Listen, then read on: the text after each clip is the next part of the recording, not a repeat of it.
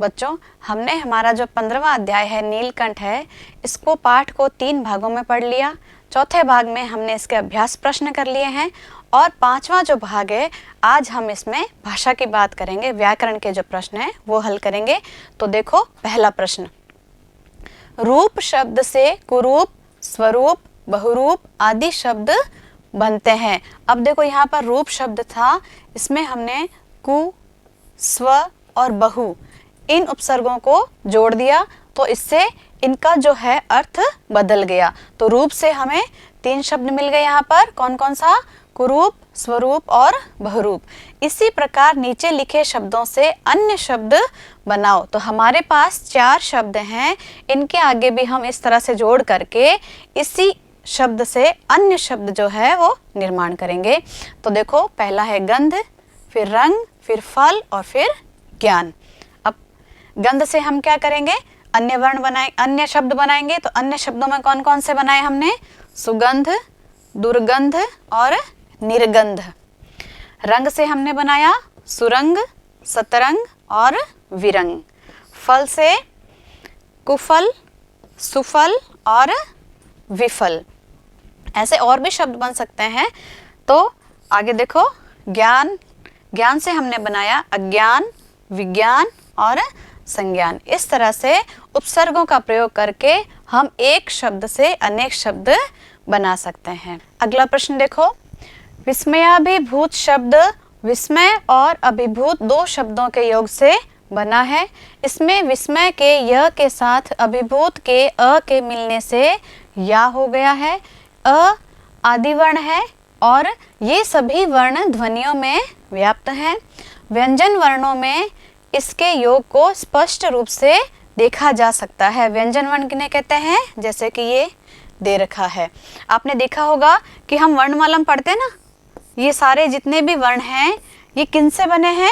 अ स्वर के योग से। जैसे इनका स्वतंत्र अस्तित्व तो होता है ये, यानी कि हम इनको बोल नहीं सकते, लेकिन जब इसमें अ स्वर मिला दिया जाता है तो हम इसका उच्चारण क्या करते हैं?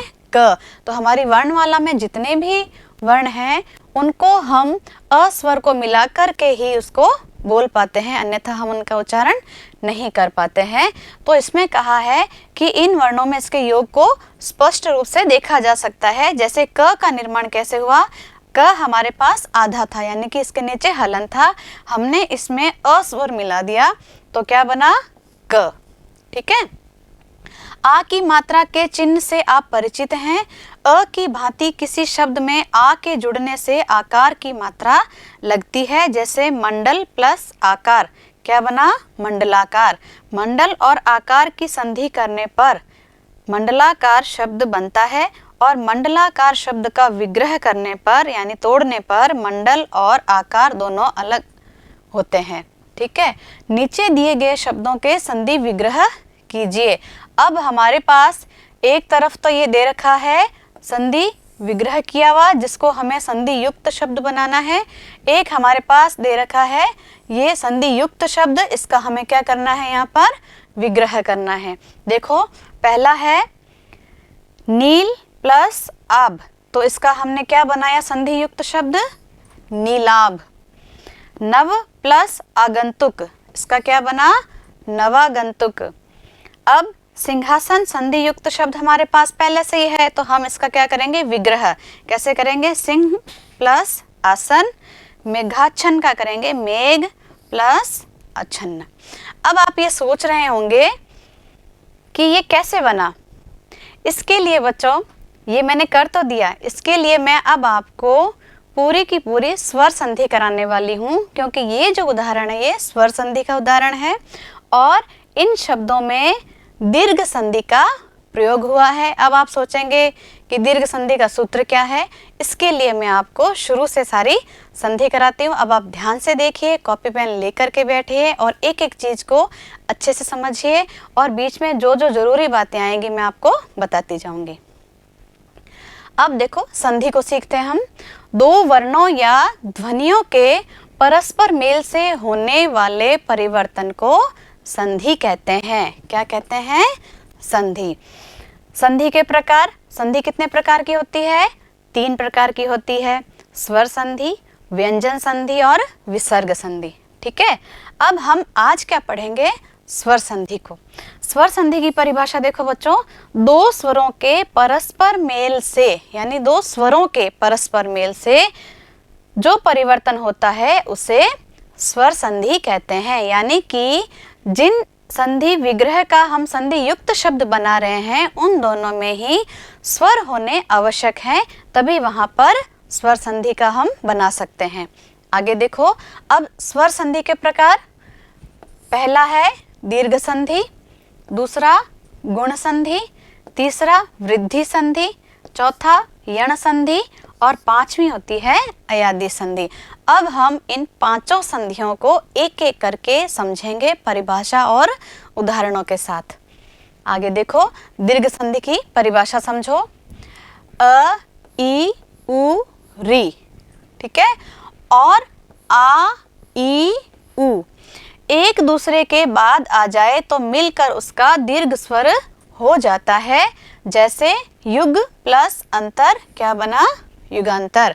अब आप सोचोगे कि मैंने आपको अ, ई, उ, री बताया, लेकिन आ, ई, उ इस री का मैंने आपको नहीं बताया। ये जो री है एक दीर्घ री होता है, ये ऐसे, जैसे एक सामान्य री होता है, ये तो होता है सामान्य री, और ये है दीर्घ री जिसका प्रयोग अक्सर संस्कृत भाषा में ही किया जाता है। ऐसे जो शब्द हैं वो हिंदी में अपवाद स्वरूप है, इसका प्रयोग नहीं होता है। तो हम क्या करेंगे, इन्हीं स्वरों का एक बार करेंगे, क्योंकि री के साथ री मिलाएंगे तो दीर्घ री वैसे ही आ जाएगा हमारे पास। तो ऐसा कोई शब्द हमारे पास एक दो ही हैं, ज़्यादा है नहीं, तो वो मैं आपको समझाते जाऊंगी। तो अब इस संधि में ये कहा है कि अ, ई, उ, री, इनके सामने अगर इन्हीं के समान स्वर, यानी अ का समान स्वर कौन सा हुआ, आ, ई का समान स्वर ई, उ का समान स्वर उ, और री के सामने अगर हम री वापस सामान्य री ही ले आएंगे तो भी जैसा कि परिभाषा में दिया हुआ है, एक दूसरे के बाद आ जाए तो मिलकर उसका दीर्घ स्वर हो जाता है। तो दीर्घ होने के बाद हमारे पास फिर ये री आएगा। ठीक है, तो अब देखो एक एक उदाहरण हम करते जाते हैं। हमारे पास ये संधि विच्छेद दे रखा है। पहला है हमारे पास नील प्लस अंबर। अब मैं आपको सिखाऊंगी कि हम कैसे पता लगाएंगे कि इसमें दीर्घ संधि है या नहीं है। तो पहले तो हमें परिभाषा जो है इसकी समझनी पड़ेगी। समान स्वर का मतलब है, जैसे देखो बच्चों, अ को मिलाया तो भी इसका आ हुआ, अ को मिलाया तो भी आ हुआ, यानी कि अ प्लस आ प्लस आ प्लस आ और आ प्लस अ। अगर हम चारों तरीके से इनको आपस में मिलाएंगे समान स्वरों को, तो नवीन स्वर हमारे पास क्या आएगा, आ ही आएगा। अब आप पूछेंगे अंतिम स्वर कैसे हुआ, तो आपको समझाती हूँ। देखो, जैसे हमारे पास संधि विग्रह है नील प्लस अंबर। ठीक है, हमारे पास दो शब्द हैं।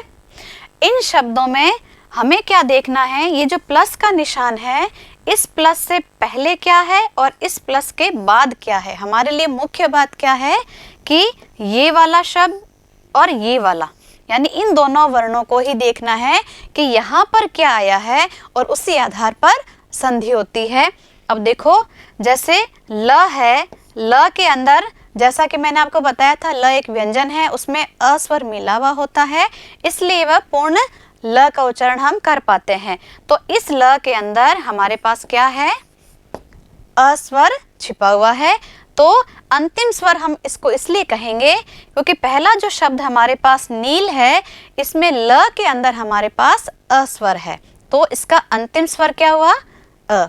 और अंबर जो है, प्लस के बाद हमारे पास क्या है, अंबर। अब हमने यहाँ पर प्लस किया, अंबर है।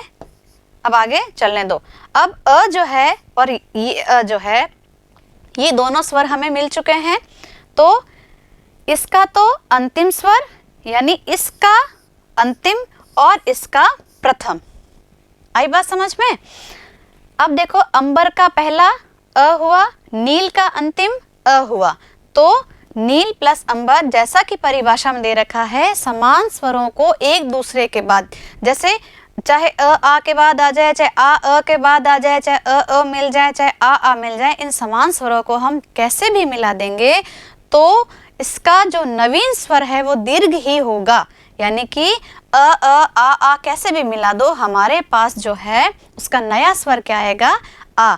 इसलिए नील प्लस अंबर हम नीलंबर नहीं करके हम इसको सूत्र के अनुसार क्या करेंगे, नीलांबर, क्योंकि हमारी परिभाषा ये कहती है कि समान स्वर आपस में मिलते हैं तो उसको दीर्घ आदेश हो जाता है। समान स्वर में भी अ, ई, उ, री, ठीक है। इन चारों के समान स्वर आगे पीछे आपस में कैसे भी मिला दो तो उसका दीर्घ हो जाता है और हमें क्या मिल जाता है, नया क्या मिल गया, नीलांबर, ठीक है। अगला देखो, विद्या प्लस अर्थी। अब इसमें अंतिम स्वर क्या है, विद्या में आ है, आ कर दिया। अर्थी में प्रथम स्वर कौन सा है, अ है, हमने अ कर दिया। अब आ और अ दोनों समान स्वर हो गए। असमान स्वरों को मिलाने से क्या आदेश हुआ, दीर्घ आदेश हुआ और हमने क्या बना दिया, विद्यार्थी। अब आगे देखो, अब ई वाला उदाहरण देखो। अब तक हमने अ वाला उदाहरण देखा था, ई वाला देखो, कवि प्लस इंद्र। तो इसका अंतिम स्वर क्या है, ई, और प्रथम स्वर इसका क्या है, ई। इन दोनों को मिलाने से क्या बना, बड़ी ई, यानी कि इसको हम ई, छोटे बच्चों को हम अक्सर क्लास में ऐसे सिखाते हैं, छोटी ई, बड़ी ई, छोटा ऊ, बड़ा ऊ। ये आपको बोलने में आसान रहता है लेकिन ऐसा नहीं बोलना चाहिए। ये होता है ई और ई, यानी कि इसको कम समय लगता है और इसका उच्चारण करने में थोड़ा सा इससे दुगना समय लगता है। तो ये क्या है, ह्रस्व स्वर है और ये है दीर्घ स्वर यानी कि बड़े, ठीक है। तो बड़ी ई आ गया तो हमने क्या बना दिया, कविंद्र। अब देखो आगे सतीश, इसका मैं आपको अलग से बताती हूँ करके कि इसके हम टुकड़े कैसे कर सकते हैं। अब देखो, जैसे हमारे पास शब्द था सती प्लस ईश, ठीक है, ये हमारे पास है। अब टुकड़े कैसे करने हैं ये सीखो बच्चों, बहुत ज़रूरी है आपके लिए कि हम कैसे संधि का पता लगा सकते हैं। कोई भी शब्द हमें दे दिया, जैसे ये दे दिया और प्रश्न आ गया कि इसमें संधि कौन सी है और इसका संधि युक्त शब्द क्या बनेगा, तो उसके लिए पहले तो हमें देखना है इन टुकड़ों के आगे पीछे स्वर कौन सा है, ठीक है।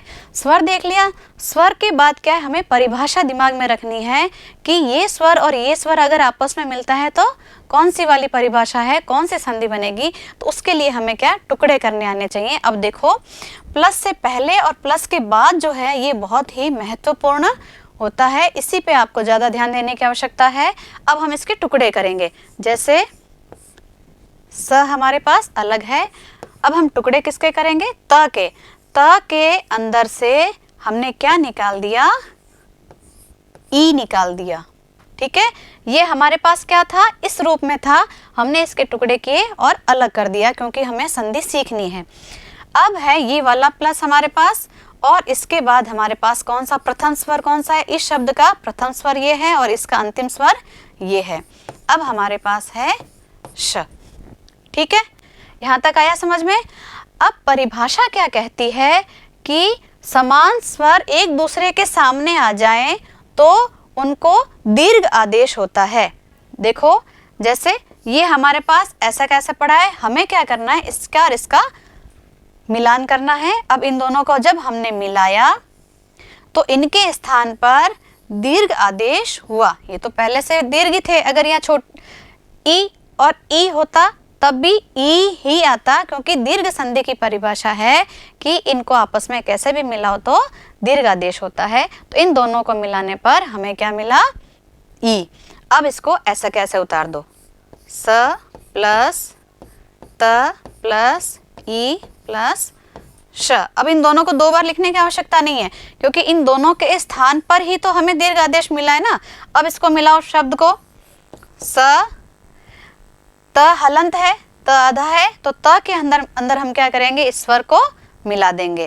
तो त के अंदर हमने बड़ी को इसको मिला दिया तो क्या बना, सतीश, आया समझ में बच्चों? अब एक और उदाहरण देखो, एक और उदाहरण बताती हूँ मैं आपका। अब अगला देखो, ऊ वाला देखते हैं। ठीक है, ये हमारे पास हो चुका है, ये हमने कर लिया है। जैसा कि मैंने बताया, ई दोनों मिलकर के ई बना और हमने क्या बनाया था, सतीश। वैसे ही हम बनाएंगे भानु प्लस उदय। इसका हम अब आपको मैं वैसे ही टुकड़े करके बताऊंगी जैसे मैंने सतीश के किए थे। अब देखो, अब आप अपने दिमाग में इसका एक खाका बनाते जाओ कि आगे मुझे क्या क्या करना है। आप सोचते रहो कि मुझे कैसे टुकड़े करने हैं। अब देखो, अब हमारे पास ऊ है, मैंने बताया था ना, अ, ई, ऊ और री, इन चारों से बनाएंगे। तो अब है ऊ। अब हम वापस इसके टुकड़े करेंगे, भा को अलग कर दो, न जो है उसको आधा कर दो और न के अंदर से हमने क्या निकाल दिया, ऊ। ठीक है, आगे देखो, अब हमारे पास इसका प्रथम स्वर क्या है, फिर उ, फिर द और फिर य। ये हमारे पास इसके टुकड़े हैं। अब परिभाषा क्या कहती है, समान स्वर एक दूसरे के आमने सामने आ जाए तो दीर्घ आदेश होता है। तो इस ऊ को जब हमने मिलाया तो हमारे पास क्या मिला, ऊ। ठीक है, अब हम इसको पूरा शब्द बनाएंगे। भा हमारे पास था, न हमारे पास है आधा, फिर हमने ये ले लिया ऊ और फिर द, फिर य। ये हमारे पास पूरा खाका तैयार हो गया। अब हम इसको मिला देंगे। अब ये देखो, बड़े ऊ की मात्रा कर दी हमने, तो हमारे पास संधि युक्त शब्द क्या बना, भानुदय। अगर आपके प्रश्न आ जाए कि भानु प्लस उदय जो है इसमें कौन सी संधि है और इसका संधि युक्त शब्द क्या होगा, तो उसके लिए बच्चों सबसे पहले आप यही काम करना कि पहले इसके टुकड़े करना। जब आप टुकड़े करोगे और आपको परिभाषा याद होगी तो आपको समझ में आ जाएगा कि इसका अंतिम स्वर और इसका प्रथम स्वर यदि समान है तो इसमें दीर्घ संधि होगी और उन दोनों स्वरों को मिलाने पर दीर्घ स्वर की प्राप्ति होगी और दीर्घ स्वर को फिर हम इन टुकड़ों में वापस मिला देंगे तो हमारे पास संधि युक्त शब्द मिल जाएगा। ठीक है, वापस देखेंगे हम।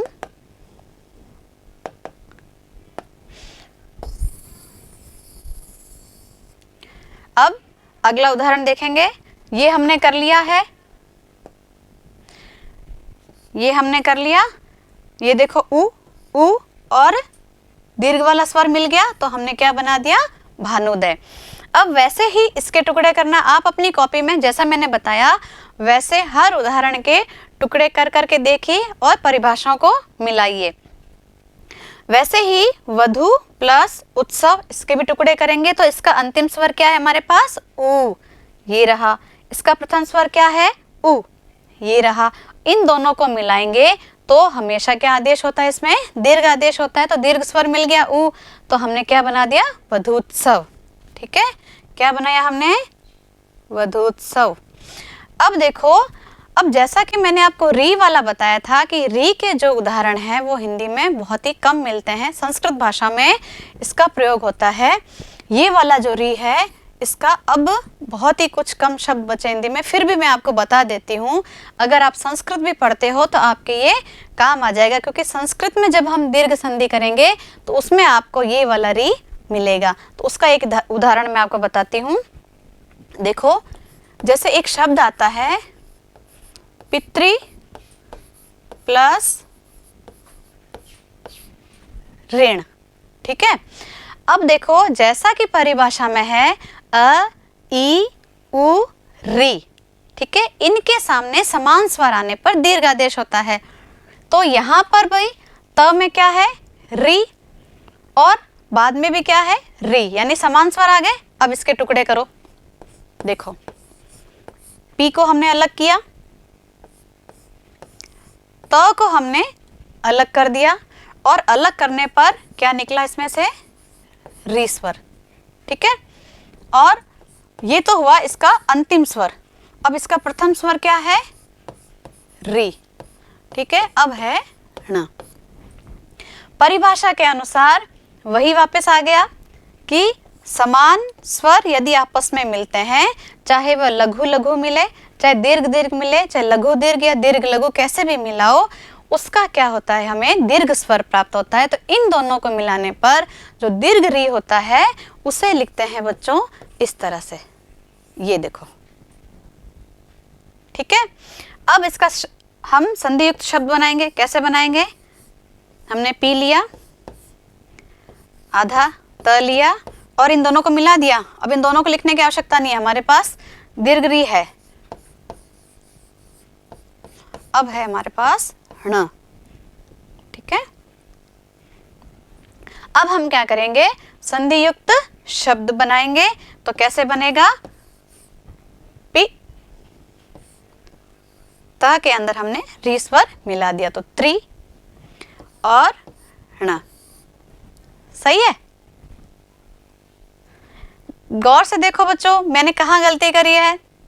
मैंने जानबूझ के गलती करी। अब आप बताओ कि मैंने गलती कहाँ करी है। हमारे पास इन दोनों को मिलाने पर क्या मिला था? दीर्घ री। और मैंने क्या किया?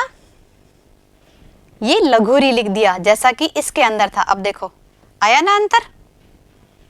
मैंने इसीलिए लिखा ताकि आप गौर करो। अब देखो हम इसको कैसे लिखेंगे, इस तरह से।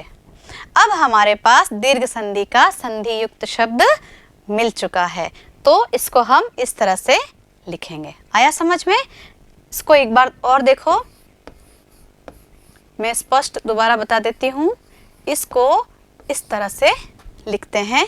दीर्घ री जो है, इसकी मात्रा जब हम किसी वर्ण में लगाएंगे तो उसको 2 बार इस तरह से लिखेंगे। ठीक है, ये हो गया हमारे पास। दीर्घ संधि हमारी हो चुकी है।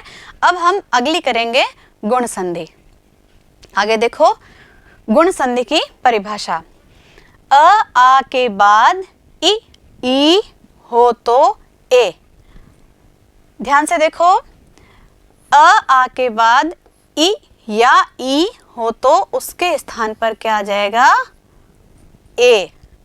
उ हो तो ओ, तथा री हो तो अर बनता है। इसे गुण संधि कहते हैं। इसको भी मैं खोल खोल के समझाऊंगी, आपको चिंता करने की आवश्यकता नहीं है। परिभाषा आपको बहुत ही अच्छे से समझ आ जाएगी और आपको याद भी हो जाएगी। अब दोबारा देखो, अ आ के बाद ई हो तो नया स्वर क्या बनेगा? ए। अ आ के बाद उ हो तो नया स्वर ओ। अ आ के बाद री हो तो नया क्या बनेगा हमारे पास? अर। ठीक है, तो अब इसको हम उदाहरणों के माध्यम से समझेंगे। पहला उदाहरण देखो, नर प्लस इंद्र। अब जो हमारा ये शब्द है, इसका अंतिम स्वर क्या है हमारे पास? अ। र के अंदर क्या है? अ। और इसका प्रथम स्वर क्या है? ई। क्या है बच्चों? ई। तो हमने अंतिम स्वर ले लिया अ, प्रथम स्वर ले लिया ई। तो जैसा कि परिभाषा में दे रखा है, अ आ के बाद ई या ई हो तो ए हमें नवीन स्वर मिलता है। तो हमने जब इन दोनों को मिलाया तो हमें नया स्वर क्या मिला? ए। और इस ए से हमने क्या बनाया? नर प्लस इंद्र का क्या कर दिया? इसको सही कर लेना बच्चों, नर प्लस इंद्र का होगा नरेंद्र। ठीक है, अपनी कॉपी में सही लिख लेना इसको।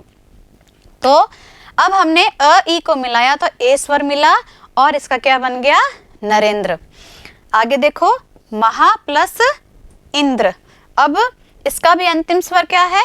आ है, जैसा कि इसमें है अ या आ के बाद। तो यहाँ पर अ था, अब यहाँ पर हमारे पास क्या है? आ। तो आ के बाद ई आ गया तो क्या मिला हमें? ए। ठीक है, इसका हमने एक संधि युक्त शब्द क्या बनाया? महेंद्र। इसको मैं आपको करके बताती हूँ टुकड़ों में।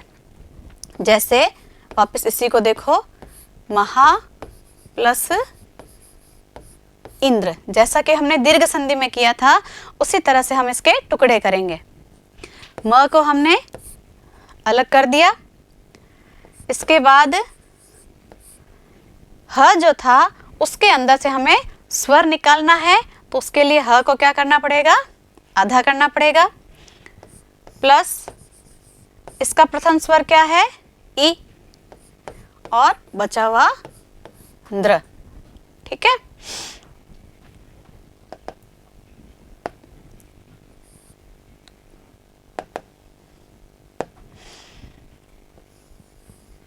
इसके नीचे गलती से लाइन हो गई थी जबकि लाइन नहीं है। ठीक है, तो हमारे पास अब टुकड़ों में है म प्लस ह। यहाँ फिर गलती करिए, देखो मैंने अब यहाँ कहाँ गलती हुई, इसको हम दोबारा लिखेंगे। ठीक है, दोबारा देखो, म था हमारे पास, मैंने क्या गलती करी बच्चों, इसमें ह को छोटा तो कर दिया, आधा कर दिया, लेकिन इसका जो स्वर है वो यहाँ पर लिखना मैं भूल गई। अब हमारे पास क्या है, ह के अंदर आ स्वर है, तो ह में आ किया, उसके बाद हमारे पास स्वर क्या है, ई, फिर क्या है, द्र। अब देखो परिभाषा क्या कहती है, अ या आ के बाद ई या ई आए तो नवीन स्वर क्या बनेगा, इन दोनों को मिलाने से, ए। अब देखो इन दोनों को हमने मिला दिया और हमारे पास नया स्वर आ गया, ए। ठीक है, अब हम इसका संधि युक्त शब्द बना सकते हैं, जैसे म, ह आधा है, ए हमारे पास है और द्र। अब ह हमारे पास आधा है तो ह के अंदर हम इस स्वर को मिला देंगे और हमारे पास महेंद्र, क्या बना, महेंद्र। आपको दिखाई दे रहा होगा, नहीं तो मैं यहाँ लिख देती हूँ एक बार,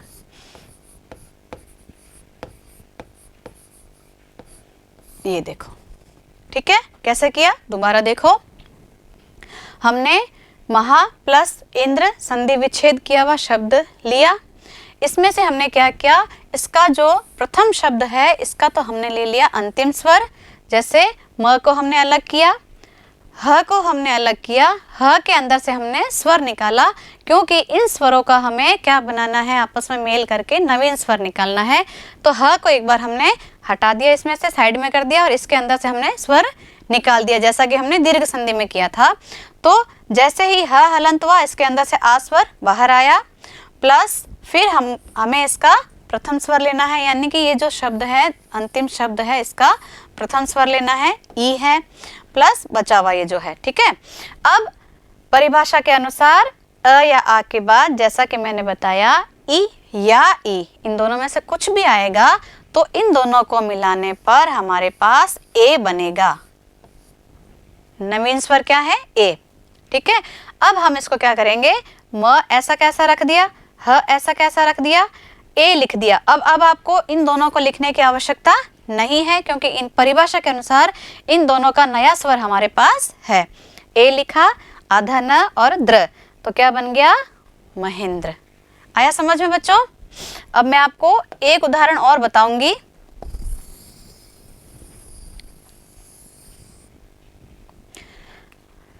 अब देखो, इसमें महेंद्र हमने कर लिया, अब हम उदाहरण करेंगे ऊ वाला। ठीक है, ई वाला तो हो गया, ई वाले दोनों हो गए। देखो अ ई ए, आ ई ए, दोनों हमने कर लिए। अब हम करेंगे ओ वाले कि अ आ के बाद ऊ आने पर ओ होता है, तो हम इसके टुकड़े कैसे करेंगे। अब देखो, चंद्र प्लस उदय, ये हमारे पास संधि विच्छेद किया हुआ शब्द है। ठीक है, इसका अंतिम स्वर क्या है और इसका प्रथम स्वर क्या है, ये देखेंगे हम टुकड़ों में। च हमने अलग किया, न हमारे पास वैसे भी आधा ही है, द्र जो है, द्र के अंदर अ स्वर है वो हमें निकालना है, तो कैसे निकालेंगे, द तो आधा है ही हमारे पास, र के अंदर क्या था, अ स्वर था। अब देखो, अब आप ये सोचोगे कि र के अंदर अ स्वर कैसे हुआ, द के अंदर क्यों नहीं हुआ। तो जब ये विषय चल ही गया है तो मैं आपको एक चीज बता देती हूँ। एक बार इसको बंद करते हैं काम को। अब देखो, आपको नई चीज सिखाती हूँ।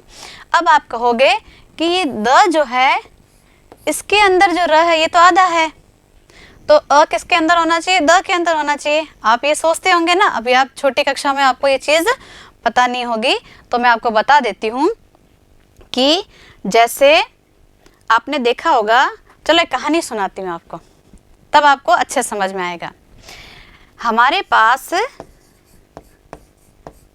कहानी के दो पात्र हैं, दयाराम और धर्माराम। हम काल्पनिक पात्र लेते हैं, दयाराम लिया हमने और धर्माराम लिया।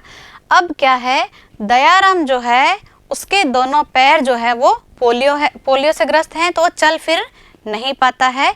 तो द जो है वह दिव्यांग है, यानी कि उससे चला नहीं जाता, उसके पैर नहीं हैं। ध जो है वो अंधा है, उसको दिखाई नहीं देता है। अब इन दोनों को एक ही जगह पर जाना है, तो ये दोनों मिलकर के क्या करते हैं, एक दूसरे का सहयोग करते हैं। धर्माराम जी बोलते हैं दयाराम जी को कि आप आओ और मेरे कंधे पर बैठ जाओ। तो धर्माराम जी दयाराम जी को अपने कंधे पर बिठाते हैं, वो ऊपर से बैठे बैठे रास्ता बताते रहते हैं और धर्माराम जी चलते रहते हैं। क्योंकि उनके तो पैर नहीं है, वो चल नहीं सकते, तो धर्माराम जी क्या कर रहे हैं, उनके अंदर पैरों में शक्ति है लेकिन दिखाई नहीं दे रहा, तो ये रास्ता दिखा रहे हैं और ये चल रहे हैं। तो कैसे चल रहे हैं देखो। अब धर्माराम जी ने कहा कि आप मेरे कंधे पर आ जाओ। अब दयाराम जी इनके कंधे पर आ गए। अब हम जब इस शब्द को देखते हैं, आपने देखा होगा अक्सर जैसे हमने युद्ध लिखा, ये शब्द हमारे पास होता है। हम क्या सोचते, मैं भी जब छोटी थी तो यही सोचती थी कि द जो है वो पूरा है और ध जो है वो आधा है, जबकि ये गलत है। इसमें जो नीचे जो वर्ण है जिसने इसको संभाल रखा है ऊपर वाले वर्ण को, ये होता है पूरा, और उसके ऊपर जो चढ़ा है वो होता है आधा, यानी कि द हलंत वाला है और ध पूरा है। तो उसी तरह से द्र, अब जो र जो है इसने इसको संभाल रखा है, तो आधा द और पूरा र, ये मिलकर बना है द्र। तो अ किसके अंदर हुआ, र के अंदर। तो ये चीज़ भी मैं आपको बताऊंगी कि र को किन किन प्रकारों से लिखा जा सकता है। उससे पहले हम ये उदाहरण करेंगे। तो देखो, एक बार इसको सबको हटाते हैं। अब दोबारा देखो, वापस देखो, चंद्र प्लस उदय। अब हमें पता चल चुका है कि स्वर जो था र में से निकला है, तो अब इसके वापस से टुकड़े करो। न तो आधा है ही इसमें पहले से, द आधा है और र जो है वो पूरा है, लेकिन हमें परिभाषा के अनुसार इसके एक बार टुकड़े करने पड़ेंगे ताकि सूत्र को मैं आपको समझा सकूं अच्छे से। अब र को हमने आधा कर दिया, ठीक है। अब इसके अंदर से हमें क्या स्वर मिला, अ, ठीक है। अब उसके बाद इसका प्रथम स्वर उ, फिर द और फिर य। अब देखो इसके टुकड़े इस तरह से हो गए। अब हमें करना क्या है, सिर्फ मतलब है हमें अ और उ से, क्योंकि गुण संधि की परिभाषा कहती है अ आ के बाद ई आए तो ए, उ आए तो ओ। अब हमें नया स्वर क्या मिलेगा इससे, ओ स्वर मिल गया। अब हम इसको संधि युक्त शब्द बनाएंगे। कैसे बनाएंगे देखो, च हमारे पास था, न हमारे पास आधा है और चंद्र का अ हमने निकाला था, तो अब हम इसको क्या करेंगे, एक शब्द बना देंगे, वापस द्र बना दिया।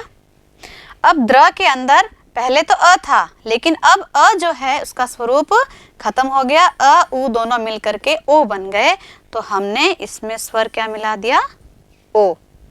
तो हमारा संधि युक्त शब्द क्या बना, चंद्रोदय। आया समझ में आपके। अब आपको बताती हूँ, र वाली जो बात चली गई थी, तो आप इसको भी सीख लो साथ साथ। र को हम कई तरह से लिख सकते हैं। देखो,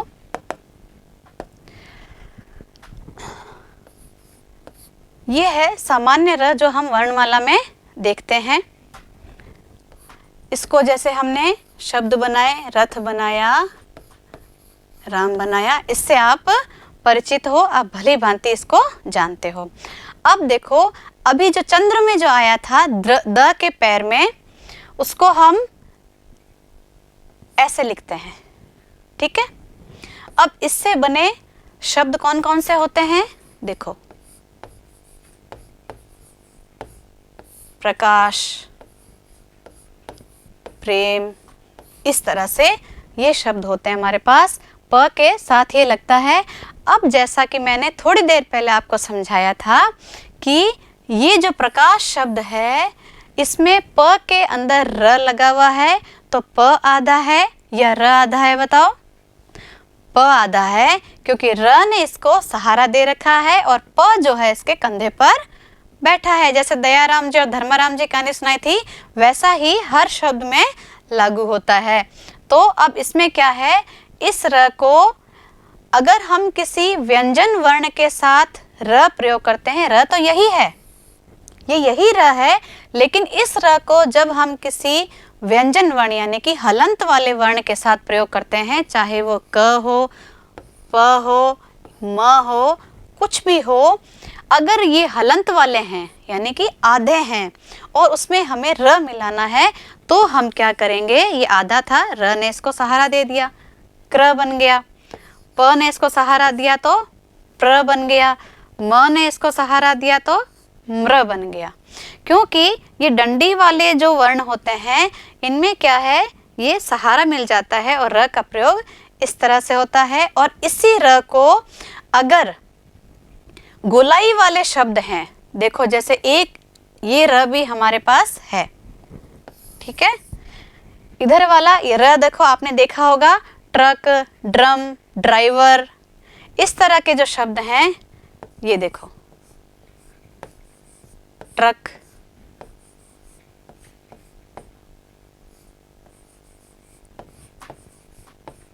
ड्राइवर, ठीक है। अब आप सोचोगे कि इसमें ये र क्यों नहीं प्रयोग लिया गया, सोचोगे ना।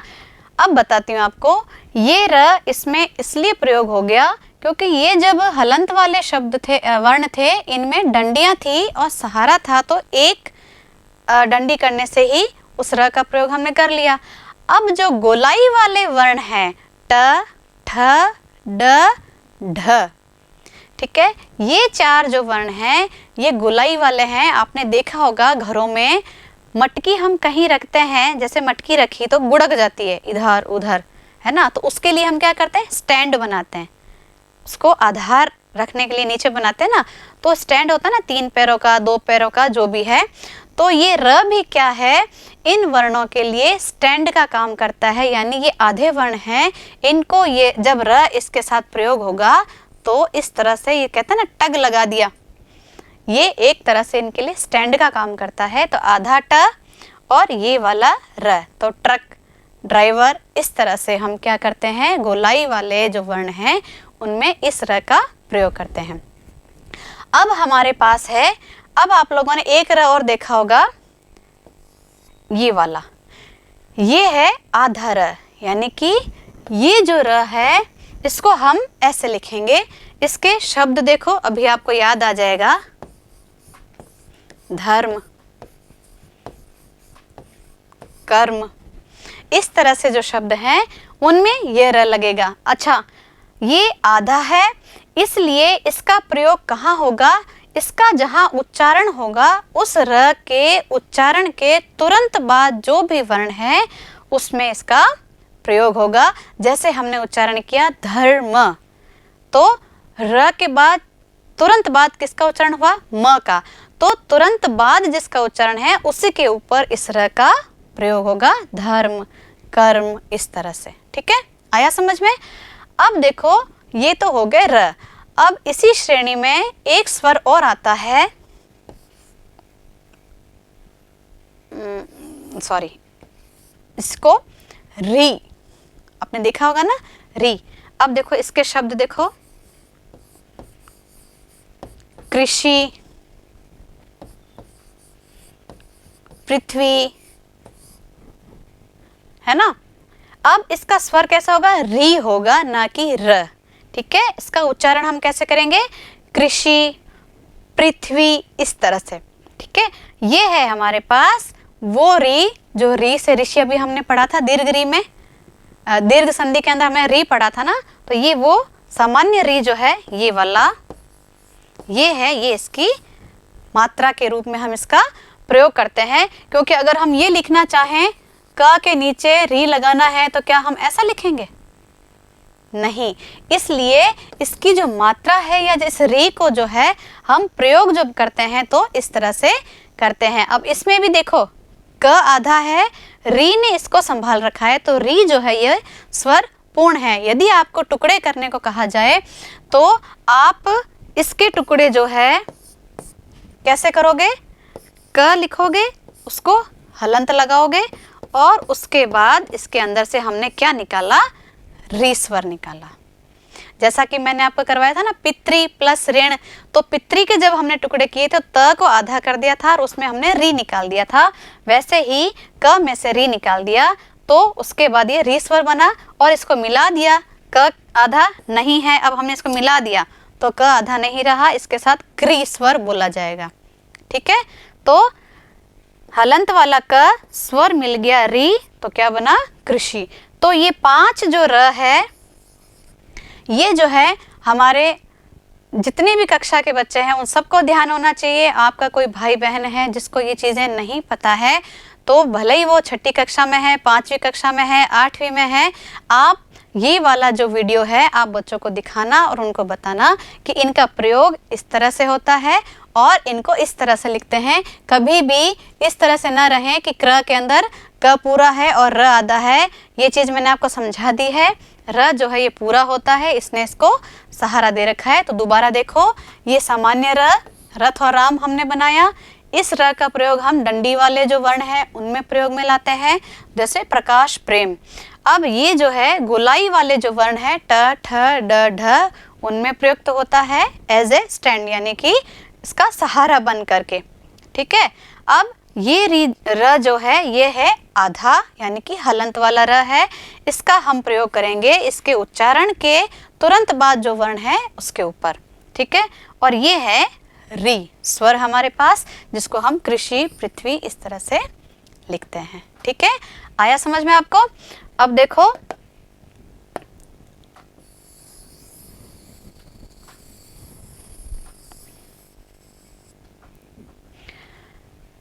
अब इसमें वो उदाहरण देना चाहिए था, लेकिन मैंने आपको दीर्घ संधि वाला जो उदाहरण है वो उसमें करके बता दिया था। अब इसके अंदर हमारे पास क्या है, आगे री हो तो अर। अब इसमें री की जगह क्या बन जाएगा, अर बन जाएगा। तो इसको भी हम सीखेंगे। अभी देखो मैंने आपको र के प्रकार बता दिए सारे।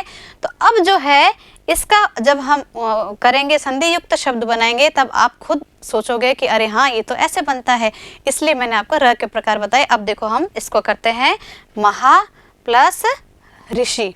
ठीक है,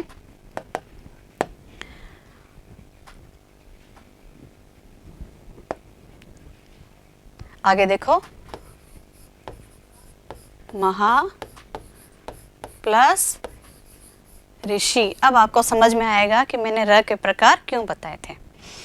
म हमने निकाल दिया, ह के अंदर से हम क्या करेंगे, स्वर को बाहर करेंगे, तो उसके लिए ह को आधा करना पड़ेगा। और ह के अंदर से हमने क्या स्वर निकाला, आ। इसके अंदर क्या था, आ। अब इसके बाद क्या है, स्वर हमारे पास री और शी। ये हमारे पास टुकड़े हो गए इसके। अब देखो, गौर से देखो, परिभाषा में क्या था, अ या आ के बाद री आए तो क्या बन जाता है नवीन स्वर, अर। अब देखो, ध्यान से देखना बच्चों, ये बहुत जरूरी चीज है, उसको बिल्कुल ध्यान से समझना। अर हमें मिल गया। अब हम संधि युक्त शब्द कैसे बनाएंगे वो देखो। म हमारे पास है, ह हमारे पास है लेकिन आधा है। अब हमने ये लिखा नवीन स्वर, इसको भूल जाओ। अब हमारे पास क्या है, अर और शी। आया समझ यहां तक। अब हम क्या करेंगे, म लिखा, ह आधा है लेकिन ह के बाद हमें क्या स्वर मिल गया, अ मिल गया, तो हम इसको ह को पूरा कर देंगे। अब हमारे पास आधा र है और शी है। जैसा कि मैंने बताया था आधा र का प्रयोग कैसे होता है कि उसके उच्चारण के तुरंत बाद जो वर्ण है उसके ऊपर होता है। तो र आधा था तो हमने र को क्या उसके बाद उच्चारण होने वाले श के ऊपर चढ़ा दिया, तो हमारा संधि युक्त शब्द क्या बना, महर्षि। आया समझ में। अब अगली संधि देखो, वृद्धि संधि। गुण संधि की परिभाषा और इसकी परिभाषा आप आसानी से याद कर सकते हो, एक जैसी है लगभग। अब उसमें क्या था, अ आ के पश्चात ई था तो ए, उ था तो ओ और री था तो अर। इसमें क्या है, अ आ के बाद ए ऐ आने पर ऐ, ओ औ आने पर औ हो जाता है, यानी कि ये दीर्घ स्वर ही आते हैं। अब देखो उदाहरण, सदा प्लस एव, इसका अंतिम स्वर क्या है, आ, प्लस के बाद प्रथम स्वर क्या है, ए, तो अंतिम स्वर हुआ आ, प्रथम स्वर ए। तो परिभाषा के अनुसार अ आ के पश्चात ए ऐ आ जाए तो नवीन स्वर क्या है, ऐ। तो हमारे पास क्या नवीन स्वर मिला, ऐ। और हमने सदा प्लस एव को क्या बना दिया, सदैव। कैसे बनाया ये देखो, अब मैं आपको वैसे ही टुकड़े करके समझाती हूँ ताकि आप आसानी से समझ सको। हम अगला वाला करते हैं, ठीक है। पुत्र प्लस एषणा। अब देखो, पुत्र प्लस एषणा, ठीक है। अब इसके टुकड़े करो, पू को हमने अलग कर दिया, त्र जो है हमारे पास इसको हमने आधा कर दिया, त्र के अंदर से हमने क्या निकाल दिया, अ स्वर निकाल दिया, ठीक है। इसके बाद प्रथम स्वर क्या है, ए, फिर है श, फिर है ण। ये हो गए हमारे पास टुकड़े। अब इन टुकड़ों में भी एक विशेष बात बताऊं आपको, हमने त्र के टुकड़े किए तो त्र में से हमने अ निकाल दिया। जैसा कि मैंने आपको बताया था, र का आधे त में ये आधा त है, इसके अंदर जब हम ये र मिलाएंगे तो हमारे पास क्या बनेगा, त्र, ठीक है। ये त्र जो है संयुक्त वर्ण है और किससे मिलके बना है, आधा त और पूरा र से, ठीक है। तो त्र को हमने अ से अलग कर दिया। अब परिभाषा कहती है अ या आ के बाद ए या ऐ आ जाए तो ऐ नवीन स्वर होता है। ये अब हमें नवीन स्वर क्या मिला, ऐ। अब इसको संधि युक्त शब्द बनाते हैं। अब त्र जो है आधा था लेकिन त्र में हम क्या मिला देंगे, ऐ, तो क्या बना,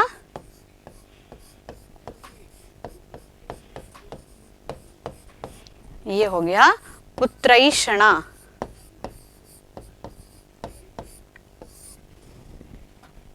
आया समझ में। दोबारा देखो परिभाषा, अ या आ के बाद ए या ऐ आए तो नवीन स्वर क्या हो जाता है, ऐ हो जाता है। और हमने जब इनको वापस मिलाया तो हमारे पास संधि युक्त शब्द बना पुत्रैषणा। अब इसको हटा करके दूसरा बताती हूँ आपको मैं, एक उदाहरण और करते हैं इसका। अब हम करेंगे ओ वाला उदाहरण, ठीक है।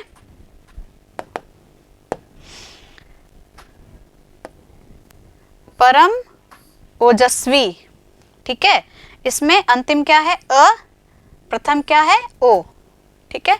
और नवीन क्या है, औ। अब इसमें नवीन जो है बड़े ही होंगे, दीर्घ, यानी कि ऐ ऐ औ औ, ये दोनों क्या है, दीर्घ स्वर है। ऐ और औ ये दोनों ही दीर्घ स्वर है। अ आ के बाद यदि ए ऐ ओ औ कुछ भी आए तो यहाँ पर इन दोनों का दीर्घ हो जाएगा।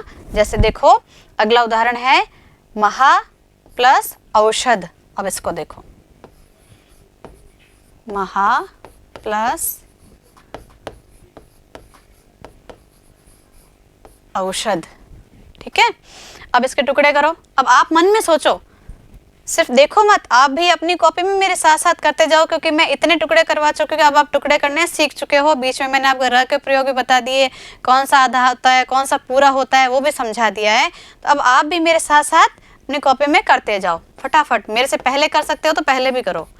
ह को हमने आधा किया और हमने इसमें से क्या निकाल दिया, आ।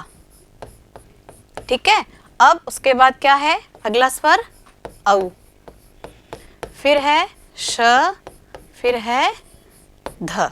ठीक है, परिभाषा में क्या था, अ या आ के बाद ए ऐ आए तो ऐ, अ या आ के बाद ओ औ आए तो औ। अब इन दोनों को मिलाने पर नवीन स्वर क्या आएगा हमारे पास, औ। ठीक है, अब इसको मिला दो, म, ह आधा, औ हमारे पास है अब श और ध। अब ये संधि युक्त शब्द क्या बना, महौषध। क्या बना, महौषध। आया समझ में, महौषध हो गया ये। अब आप देखो इसमें कि हमने इन दोनों को मिलाने पर औ किया था। कुछ बच्चे क्या करते हैं, एक गलती मैंने देखा है बच्चों को करते हुए, जैसा कि मैंने ये लिखा औ, ए ऐ का जो स्वर होता है उसमें बच्चे अक्सर क्या करते हैं, जैसे ए है इसकी मात्रा होती है ये, ठीक है, और ऐ जो है इसकी मात्रा आपको पता है कि ये होती है। कुछ बच्चे क्या करते हैं, ऐ जो स्वर लिखते हैं तो उसको क्या लिख देते हैं, ये। कुछ बच्चे गलती से लिख देते हैं और मैं कई बार उनको सही करने के लिए भी बोलती हूँ। अब देखो बच्चों, अगर हम ये लिखते हैं तो इसका मतलब क्या हुआ, एक तो स्वर ये हो ही गया हमारे पास, एक तो स्वर ये हो ही गया, इसकी मात्रा, एक इसकी मात्रा की मात्रा। ठीक है, अब इसके ऊपर आपने दो मात्राएं कर दी। देखो, एक तो ये थाई, एक ऊपर वाली जो मात्रा है दो आपने वो कर दी, यानी कि 3। अब आप किसी के ऊपर इसको लिखोगे तो उसका मतलब ये हो जाएगा, यानी कलंगी जैसी बन जाएगी ये। तो आपको कभी भी ये वाला जो है ये नहीं लिखना, ये ऐ नहीं है, शुद्ध ऐ ये है और ये ए है। इन दोनों की मात्राओं में अंतर ये है कि ए जो स्वर है इसकी एक मात्रा होती है और ऐ जो है इसकी 2 मात्रा होती है। आप कभी भी इस तरह से, ये जो है ये कोई भी स्वर है ही नहीं, इसको कभी भी इस तरह से मत लिखना। ये आपका आ गया समझ में। चलो अब आगे बढ़ते हैं।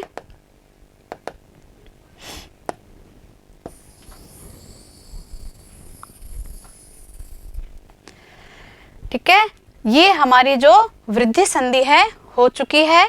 एक बार और देखो, अ आ के बाद ए ऐ आने पर ऐ, ओ औ के औ आने पर औ हो जाता है, जैसा कि हमने ये किए और चारों उदाहरण हमने कर लिए हैं।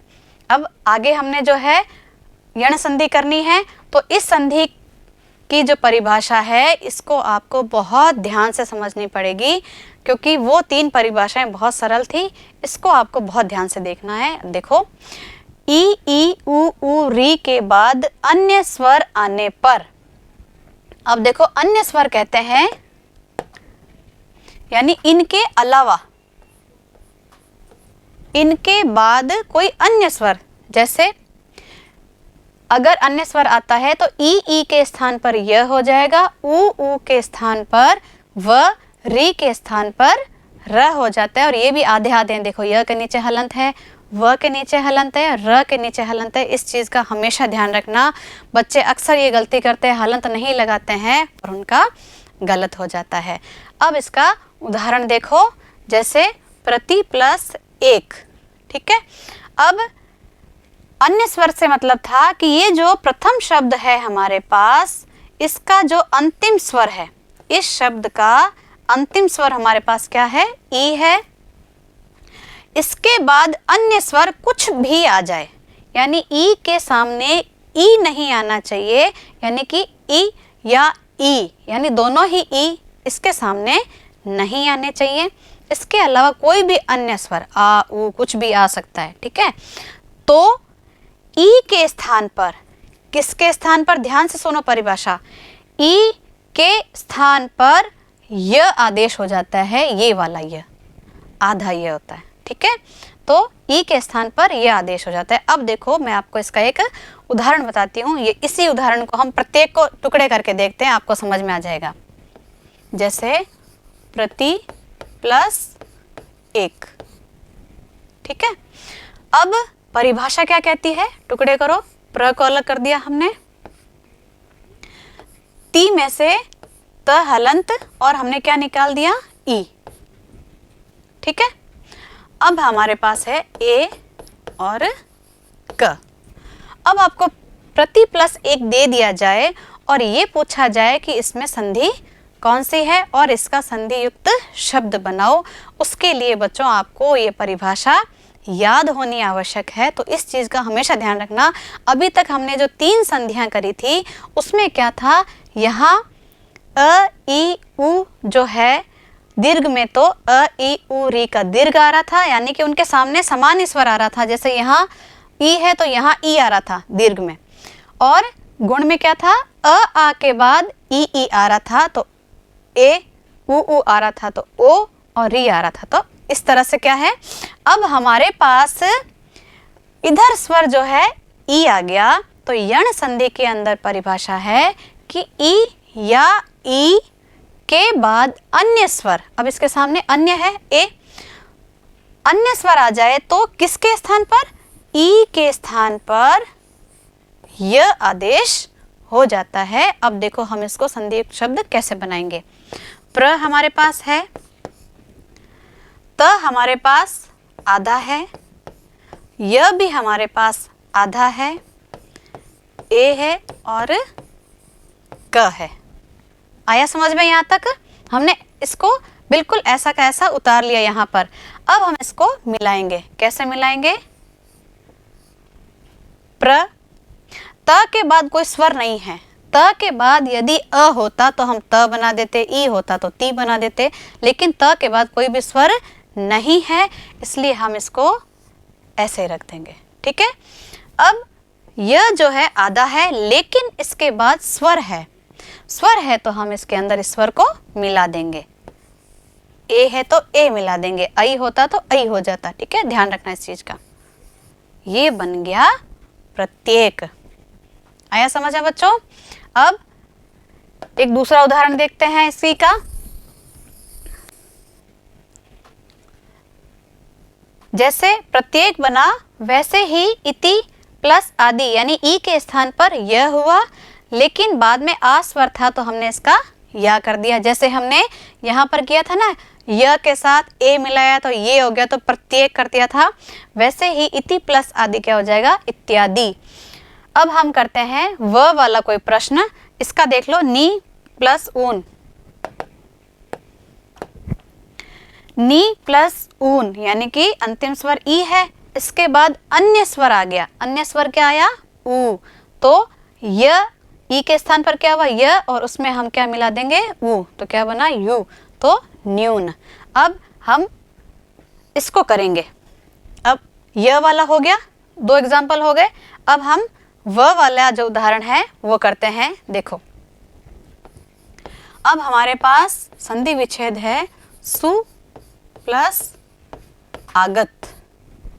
हर चीज के बच्चों टुकड़े करके देखना। जब आप उनको टुकड़े करोगे, मैं टुकड़े इसीलिए सिखा रही हूँ, इतनी मेहनत इसलिए कर रही हूँ ताकि आपको ये पता चले, टुकड़े करने के बाद ही हमें समझ में आता है कि इसको हमने इससे मिलाया था, तब हमें नवीन स्वर ये मिला था, और इसके अंदर इस परिभाषा के अनुसार ये संधि है और इसका संधि युक्त शब्द ये बनेगा। इसलिए मैं आपको ये सब चीज़ें बता रही हूँ। अब हमने वापस, जैसे मैंने आपको सिखाया, स को हमने तोड़ दिया, आधा कर दिया, इसके अंदर से हमने उ निकाल दिया। उसके बाद हमारे पास क्या स्वर है, आ ग त, ये हमने टुकड़े कर दिए। जैसा कि यण संधि के अंदर परिभाषा में क्या दे रखा है, ई के बाद अन्य स्वर आए तो य, उ के बाद अन्य स्वर आए तो व, ठीक है। अब इसके स्थान पर हम क्या करेंगे, व। परिभाषा क्या कहती है हमें कि उ के स्थान पर क्या हो जाएगा, व। अब इसको मिलाओ, आधा स हमारे पास है, आधा व हमारे पास है, फिर आ है, ग है और त है। अब स के बाद यदि स्वर होता, जैसा कि मैंने पिछले उदाहरण में बताया था, स के बाद यदि कोई भी स्वर होता तो स को उसमें मिला देते, लेकिन कोई है नहीं, इसलिए हम स को आधा ही रखेंगे। व के बाद स्वर है तो हमने इसको क्या बना दिया, वा। ग और त क्या बना, स्वागत। अब हम टुकड़े जब हम करते हैं तब हमें समझ में आता है कि सु प्लस आगत का स्वागत कैसे बना। बच्चे असमंजस में आ जाते हैं, सु प्लस आगत, अब ये व कहाँ से आ गया। तो उसके लिए बच्चों आपको ये परिभाषाएं जो हैं वो अच्छे से याद करनी पड़ेगी। इस 5वें भाग के अंत में मैंने एक डायग्राम बना रखा है जिसमें आपको शॉर्ट में सारे सूत्र एक साथ सारे समझाए हुए हैं, वो मैं आपको अंत में बताऊंगी। उससे पहले मैं आपको ये चीज़ें खोल खोल के समझा रही हूँ ताकि आपको याद करने में मुश्किल नहीं हो। ठीक है, अब देखो स्वागत हमने कर लिया इसका, तो आपको कंफ्यूज होने की या फिर असमंजस में आने की बिल्कुल भी आवश्यकता नहीं है, बहुत ही आसान है। बस एक बार आपको इसको लिख लिख के करना है और समझ समझ के करना पड़ेगा। अब आगे देखो, जैसे हमने स्वागत किया वैसे ही अब क्या करना है। अब देखो व वाला एक और आया है, ये मैं आपको बाद में बताती हूँ। ये देखो व वाला सु प्लस अल्प, तो ऊ के बाद अन्य स्वर आया, ऊ के स्थान पर व किया, अन्य स्वर को इसमें मिलाया तो व। जैसे हमने स्वागत किया वैसे इसमें क्या होगा, स्वल्प। और अति प्लस अंत, इसमें क्या है, ई अंतिम स्वर है, टुकड़े करोगे आप तब आपको मिल जाएगा। और ई के बाद अन्य स्वर आने पर ई के स्थान पर क्या हो गया, य, और ये स्वर हमारे पास था तो हमने पूरा य बना दिया और क्या बना, अत्यंत। अब हम करेंगे मातृ प्लस आज्ञा, क्योंकि परिभाषा में क्या दे रखा है, ये दोनों तो हमने कर लिए। अब है री के स्थान पर र हो जाता है, तो ये जो है इसके हम टुकड़े जो अभी करेंगे आपको बताती हूँ। देखो मातृ प्लस आज्ञा, ठीक है। अब हम इसके टुकड़े करेंगे, माँ प्लस त जो है उसमें से हमने क्या निकाला, री। ये जो है ये री का चिन्ह है, इसको री ही समझना, ठीक है। इसका उच्चारण भी र नहीं है, मात्र नहीं है, मातृ, ठीक है। तो त में से री निकाल दिया, आ और ज्ञा, ठीक है। अब परिभाषा क्या कहती है, री के बाद अन्य स्वर आए तो री के स्थान पर क्या हो जाता है, र। कौन सा र, हलंत वाला, ठीक है। अब इसको देखो, माँ हमारे पास आधा त है, आधा र है, आ है और ज्ञा। यहां तक समझ में आया आपको, त आधा र आधा। त के बाद हमारे पास स्वर नहीं है, र के बाद स्वर जरूर है, तो हम इसको क्या करेंगे, त तो आधा है, इसके बाद रा हमारे पास ये पूरा बन गया। अब आपको मैंने थोड़ी देर पहले एक चीज समझाई थी, त्र जो संयुक्त वर्ण है वो किससे मिलके बना है, आधा त और र। तो यहाँ पर क्या होगा, मा त्रा ज्ञा। ये जो त्र है त और र से मिलकर बना है, इसलिए हम इसको ऐसे लिखेंगे, मात्राज्ञा। आया समझ में। र के जो प्रकार है आप एक बार वीडियो को थोड़ा बैक ले जा करके देखोगे तो आपको ये चीज मैंने समझा रखी है, आप देख सकते हो। अब आगे देखो, अगली संधि है हमारे पास अयादी संधि, जो स्वर संधि का 5वां भाग है। अयादी संधि की परिभाषा देखो, ए, ऐ, ओ, औ के बाद अन्य स्वर आने पर इनके स्थान पर क्रमशः अ, आय, अव, आव आदेश हो जाता है। अब देखो बच्चों, जैसे यण संधि में क्या था, ई के बाद अन्य स्वर था तो य बन रहा था, ऊ के बाद अन्य स्वर था तो व बन रहा था। लेकिन यहाँ पर क्या है, ए, ऐ, ओ, औ है तो अ, आय, अव और आव, ठीक है। ये फॉर्मूला लास्ट में दे रखा है, आप देख लेना उसको। पहले हम इसको समझ लेते हैं, इसके उदाहरण को समझ लेते हैं, ठीक है। अब जैसे ने प्लस अन क्या बना? नयन। अभी कैसे बना? जब तक हम टुकड़े नहीं करेंगे आपके समझ में नहीं आएगा, तो हम इसके टुकड़े करते हैं। देखो, ने प्लस अन, ठीक है। अब न के अंदर से हमने क्या निकाल दिया? ए। यहाँ याद रखना बच्चों, जब हम स्वर निकालेंगे तो यहाँ पर हलंत जरूर लिखना, अन्यथा आपका गलत हो जाएगा। ए के बाद अ और न। अब जब टुकड़े हमारे पास आ गए हैं तो इन टुकड़ों से हम परिभाषा को समझ सकते हैं कि ए, ऐ, ओ, औ चारों का दे रखा था ना, तो ए का क्या होगा? ए के बाद अन्य स्वर, यानी ए के बाद ए तो नहीं है ना, तो ए के बाद अन्य कोई भी स्वर हो, अ, ई, उ, कुछ भी हो सकता है, तो ए के स्थान पर, ए के स्थान पर, किसके स्थान पर? ए के स्थान पर होगा अय। इसमें भी य के नीचे हलंत है बच्चों, ध्यान रखना। अगर आप ये वाला अय करते हो तो ये गलत हो जाएगा, ठीक है। इसको आपको करना है हलंत वाला य। अब इसको मिलाते हैं। न हमारे पास आधा है, अब हमारे पास क्या है? अय। अब इसके स्थान पर है, इसके स्थान पर नहीं है। अब इसमें इन दोनों को नहीं मिलाना है। इस परिभाषा में है कि ए के बाद अन्य स्वर आ जाए तो ए के स्थान पर अय। अब हमने इसके स्थान पर कर दिया अय, और इसको बिल्कुल वैसा का वैसा उतार लेंगे, ठीक है। अब न आधा है, लेकिन न के बाद स्वर है। मैंने बताया था अगर आधे स्वर के बाद ये हमें स्वर मिल जाता है तो हम उसको उसमें मिला देंगे। तो आधा न जो था इसको इसमें हमने अ मिला दिया, तो क्या बना? न। आधा य है, उसमें हमने अ मिला दिया, क्या बना? य। और न तो हमारे पास था ही, क्या बना? नयन। यदि हम टुकड़े नहीं करते हैं तो हमें समझ ही नहीं आता है कि इसका जो तरीका है ये इस तरह से है। ने प्लस अन से नयन इस तरह से बनता है। परिभाषा के अनुसार ए के बाद अन्य स्वर आए तो अय हो जाता है। इसी तरह से अगर ऐ वाला उदाहरण हो वो देखते हैं। जैसे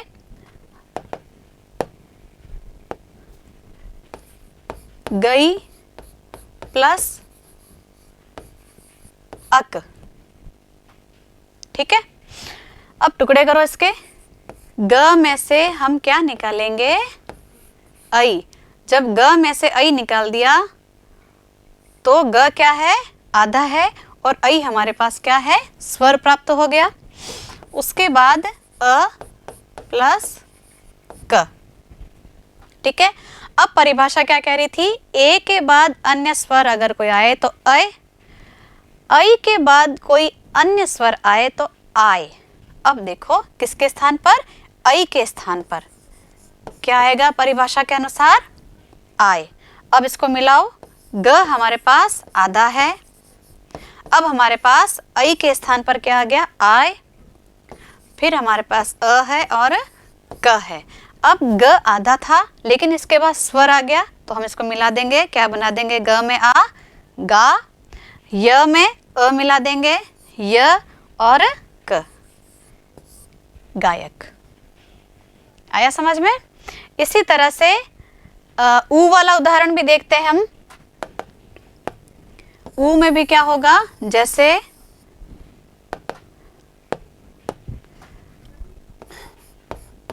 पो प्लस अन, ठीक है।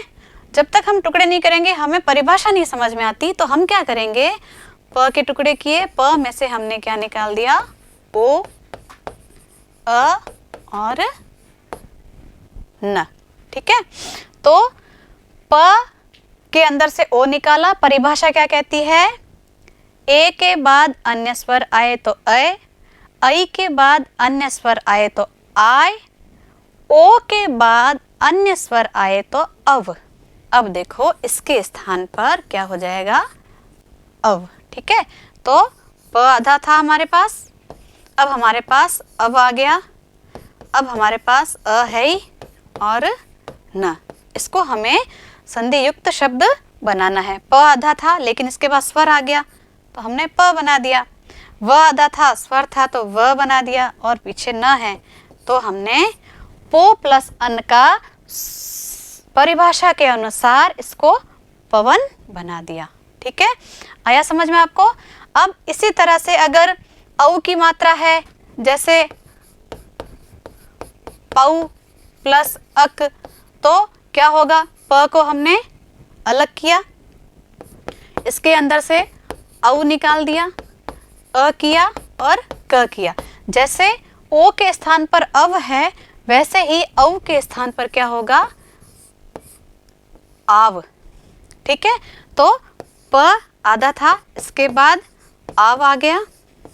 ठीक है, फिर अ और क, तो प और अ हमने मिला दिया पा, व और अ मिला दिया व और क, पावक। इस तरह से चारों उदाहरण जो है मैंने आपको बहुत अच्छे से समझा दिए हैं। अब मैं आपको जो मैंने डायग्राम बना रखा है आपके लिए आसान रहे परिभाषाओं को समझने के लिए, उसको देखेंगे। अब देखो, अब तक मैंने जो पढ़ाया आपको सारा, वो एक बार हम संक्षेप में देखेंगे। पहला देखो, दीर्घ संधि की परिभाषा को आप ये डायग्राम अगर आप याद रखोगे, इसको आप दिमाग में अच्छे से बिठा लो, अगर परिभाषाएं आपने समझ ली है तो आपको बिल्कुल भी परेशानी नहीं होगी। अब देखो, दीर्घ संधि के अंदर मैंने क्या बताया था, अ, ई, उ, री।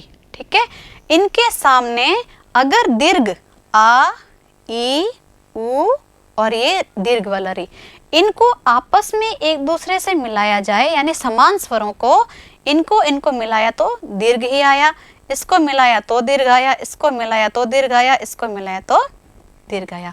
इस तरह से जो है हमारे पास जो है दीर्घ स्वर प्राप्त हो गए, तो इसे कहते हैं दीर्घ संधि। अब दूसरा है हमारे पास गुण संधि। इसका नियम क्या है, अ आ के बाद ई हो तो ए, उ हो तो ओ।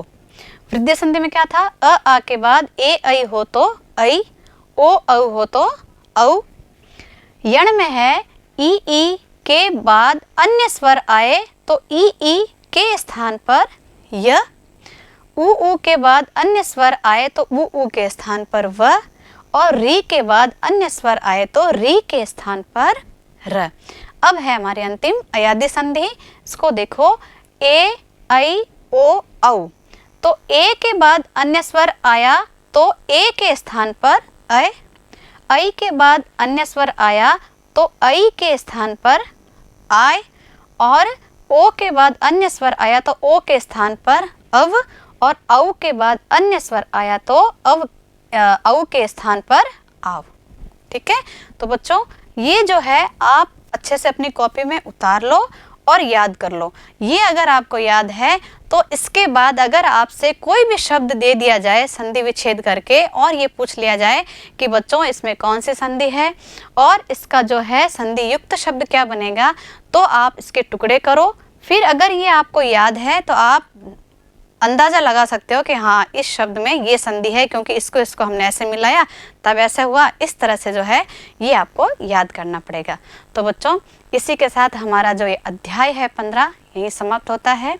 अगले अध्याय के साथ मिलती हूँ अगले वीडियो में। तब तक के लिए आपसे विदा लेती हूँ। धन्यवाद।